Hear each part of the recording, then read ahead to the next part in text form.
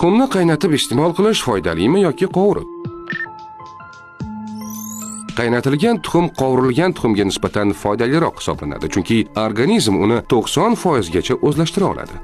Yog'da qovurish natijasida foydali moddalar yo'qoladi va ya'ni guruh vitaminlari B2, B6, B9, folik kislotasi, B12. Bu vitaminlar yuqori haroratga sezgir bo'lib, qovurish jarayonida kamayadi. Misol uchun, folik kislotasi B9 qovurishda 20-30% gacha yo'qoladi. Qaynatilgan tuxumda ham B guruh vitaminlari, B9, folik kislotasi qisman yo'qolishi mumkin, lekin bu jarayon qovurishga qaraganda kamroq bo'ladi. O'rtacha 10-20% B9 yo'qolishi mumkin, lekin boshqa vitamin va minerallar yaxshi saqlanib qoladi.